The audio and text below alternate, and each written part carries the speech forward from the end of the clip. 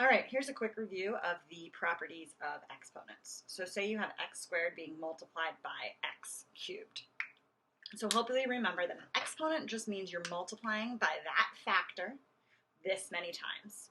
So x squared means that you're multiplying x times x, and x cubed means you're multiplying x times x times x. And this, as you can see now, when you're multiplying, you have the associative property, so you don't need to worry about these parentheses.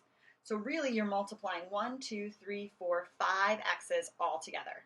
This works since they all have the same base of x. If these were x and these were y, this wouldn't work. But since they're all x, all together we have 5 x's being multiplied. Hopefully you notice now that this 5 comes from the fact that there were 2 here and 3 here. In general, when you're multiplying x to the a times x to the b, you can just add those exponents, a plus b, again, as long as the bases are the same. Next, we'll look at division. Say you're dividing x to the 5th by x squared. That means you have 5 factors of x in the numerator and 2 factors of x in the denominator. Hopefully remember that x divided by x makes 1.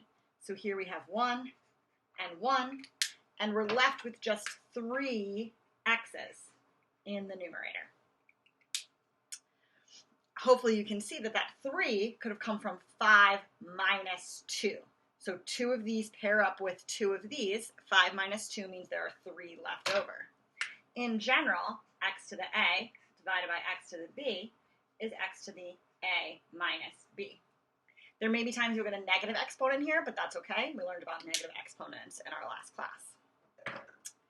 Finally, we'll look at what happens when you have an exponent raised to a power. So once again, the exponent tells you how many of those factors. So here we have 4 of this factor, x cubed. So we have 1, 2, 3, 4 of these x cubes.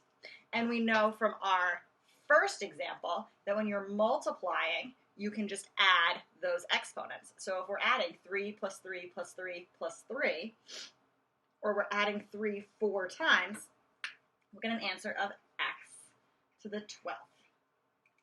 And again, hopefully you notice that if you had just multiplied 3 times 4, you would have gotten 12.